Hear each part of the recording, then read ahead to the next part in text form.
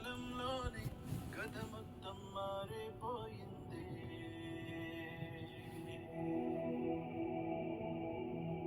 కను తెరిచి చూసేలోగా దరి చేరని దూరం మిగిలింది. ఇన్నాళ్ళు ఊహల్లో ఈ నిమిషం శూన్యంలో మిగిలానే ఒంటరినై విడిపోయే వేడుకలో జరిగినది వింతేనా మన పయనం ఇంతేనా.